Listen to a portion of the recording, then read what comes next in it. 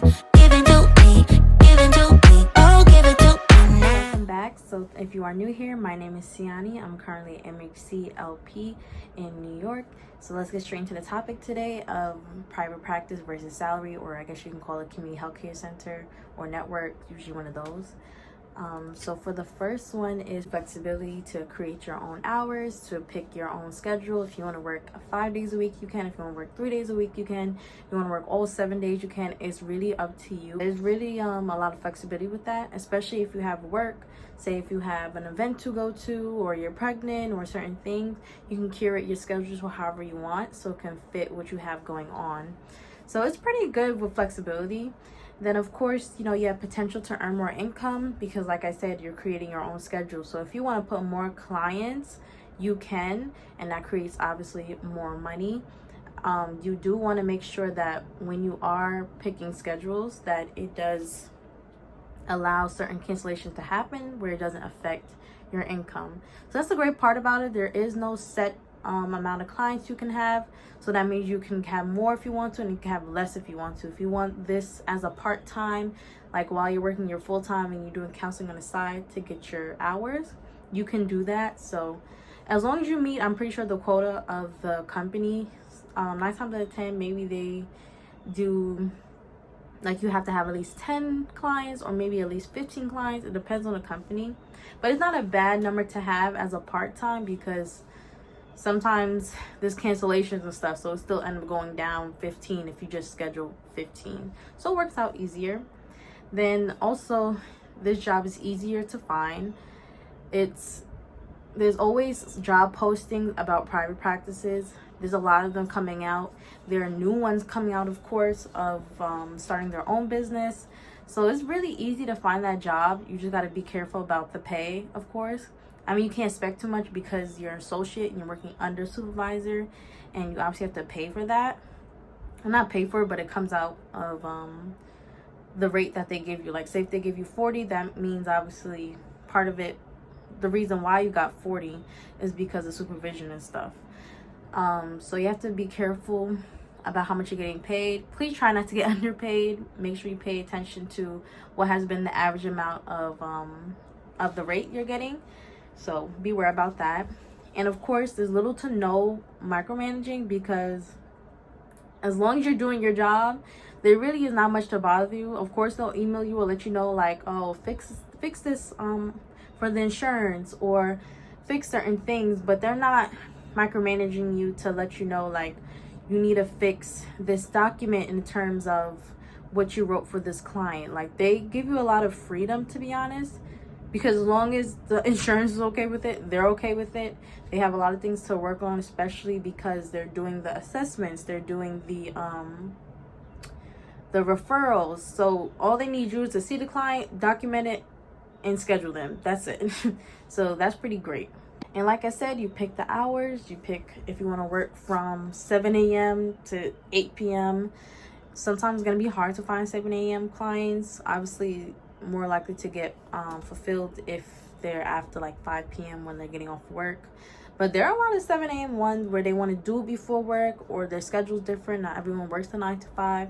So there's a lot of versatility in doing it. But sometimes intake will let you know, like, this time might not be scheduled much because of so-and-so. Or you'll notice that you're not getting any clients for that time. So you just kind of have to pivot if you do want more clients, or you just want it there to be there.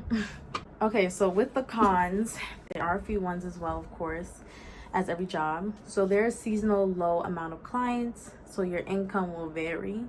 We have winter seasons, we have summer seasons, and sometimes you won't see that many clients, but sometimes you will. In the winter, it's really up to chance, because obviously there's holidays, so there's going to be a lot of cancellations. But there's also a lot of depression that goes around that time, like of seasonal depression. So there might be a lot of incoming ones as well. Obviously, with the state of the world right now, it's varied on how many clients you might get because of all these insurance issues and therapy isn't on the forefront of their mind as all these things are going on in the world.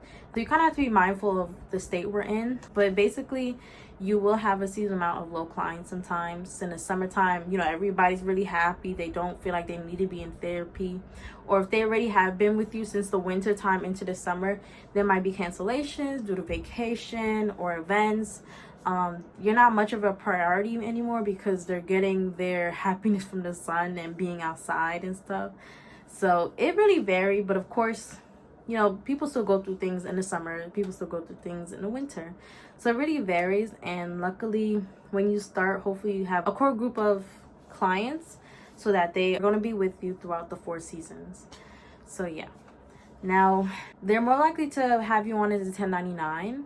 Especially if they're a new company, because that's just usually what it is. I'm not sure why, but that's usually what it is. With the 1099, you're not getting taxes taken out of your paycheck.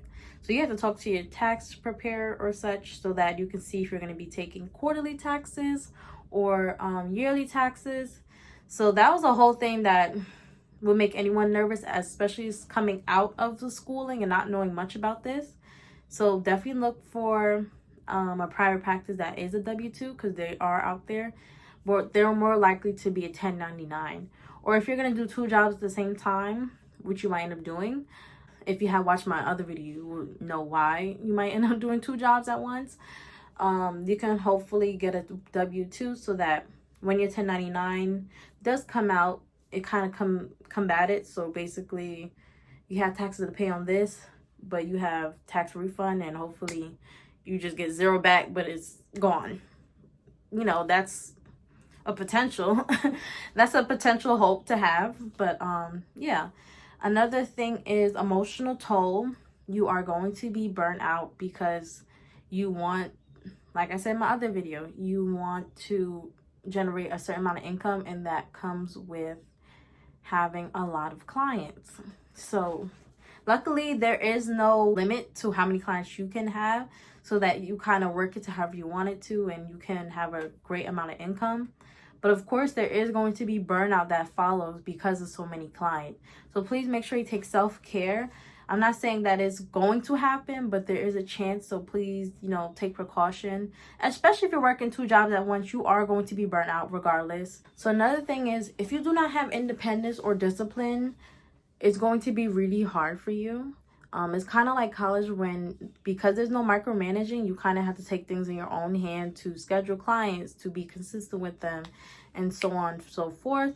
Making sure your notes don't pile up. I definitely want to do a video on that, on notes, because for me it takes 5 minutes, but a lot of people takes 30 minutes. It takes them, they save it all for a day, and it's like taking all their day for 8 hours when it shouldn't be like that, to be honest. But I'll do a video on that. But yeah, you really have to be disciplined in a lot of things. You have to make sure you're not falling behind, because you have a lot more control in a private practice versus a salary job. So you have to kind of depend on your supervisor, and I'm glad that they're there, and hopefully you have a good one that will help you out whenever you're struggling, or with a client, you might be struggling with that. So yeah. Also, the last thing is, of course, there's going to be some limited benefits, especially if they're a growing company. There are certain benefits you might not get, especially if it's 1099. But if you're a W-2, there are benefits, but it's going to start small, especially for growing companies, because obviously they're getting started and they have to put in paperwork and get those through before they can approve certain things. It really varies on the company. Now companies have been having more benefits to give, so that's really great, to be honest. And yeah. Okay, so with a salary, community healthcare center or healthcare networks, their pros that there's a set salary of free supervision. I don't know too much about community healthcare center because I work at a private practice, but this I'm going based off what I have heard about and noticed, especially when I look at job postings. But they have a set salary with free supervision. It's consistent checks. That's the best thing that can happen for you, especially if you need the money, you're not living with your parents and you're paying rent and stuff like that. You're more likely to get a certain job that has a set salary compared to a private practice where it always influx. You're more likely to be a W-2 employer with better benefits. I have seen that a lot. It's very easy to find those kind of jobs. It goes hand in hand with the salary. There's a set salary and get benefits as a W-2 employee. So it was like a regular 9 to 5. Not really those hours particularly. Not the whatever. Then you have a set schedule. So I noticed that you either work 11 to 7 or maybe 11 a.m. to 7 p.m. or maybe 8 to 4, maybe a 9 to 5. So there are those set schedules. So at least you know when you're done for the day, and you know that's what it's gonna be for your entire time. So that's really great. With a set salary and a set schedule, you already know you're gonna reach a lot of clients. Then you have team atmosphere, so you're more likely to speak with more people, have more people around you, you know, because it's a company compared to a private practice where everyone is a bit more independent, like independent contractor. So here it's basically like a company, you know, compared to a private practice. Like, that's really what I could say.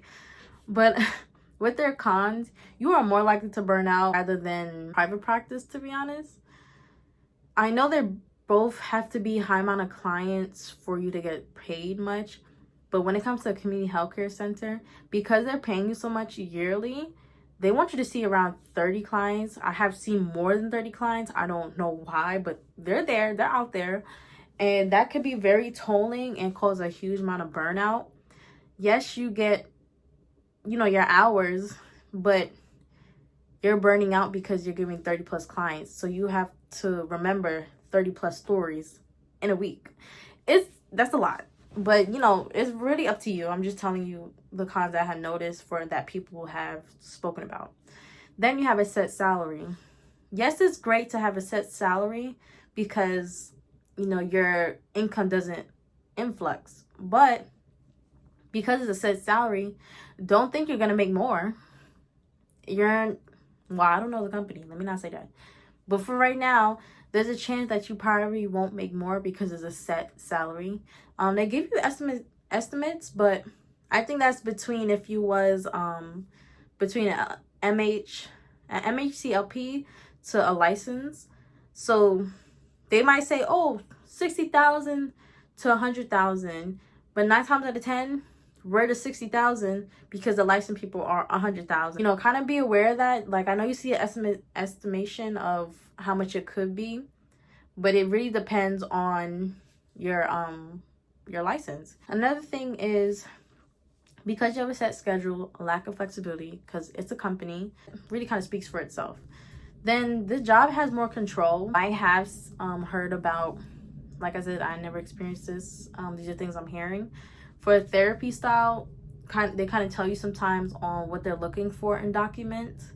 So sometimes they might look for the soap or the extensive paperwork. Sometimes you have to do more things outside of counseling. And obviously, because of lack of flexibility, maybe on your off day, God willing, you know, you don't have to do this, but you know, on your off day, you have a lot of notes because you have back-to-back clients on your regular schedule. So it kind of varies. And then obviously with time off, you kind of have to put in a request and they approve it or not. Rather with private practice, say if you actually work Monday through Friday, you have clients, but you want to go on vacation from Thursday to Sunday, you can move all your Thursday, Friday clients to Monday and Tuesday and Wednesday, and you'll still be fine. So those are kind of the difference in obviously run as a company and run as an independent contractor. When it comes to work from home, I currently work from home. I have more time for self-care or to do professional training. So obviously, because of the flexibility of a private practice, you can do these things in between or even after. You don't have to wait until the weekend to do it. Another thing is, regardless of both private practice and salary jobs, it can be isolating because you live at home, obviously. So your supervisor's a call away, but you're not going to meet any other employees or any other people to talk to, unless, of course, you see people in training and, you know, you hit them up through email like, oh, you know, what do you think about this and the third? But you really have to be extroverted or put yourself out there for that to happen. So if you're introverted or just not willing to go above and beyond, then it's going to be isolating. Luckily, you are going to save money. Of course, because no gas. You're staying home. So it's good in that manner.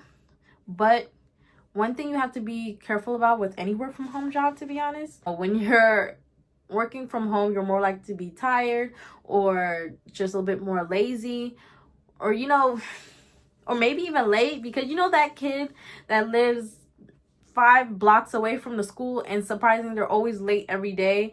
You can really underestimate it because you work from home and you think, oh, I have enough time to get to my client, and you're late. So you have to kind of be careful about that, regardless of a private practice or salary job.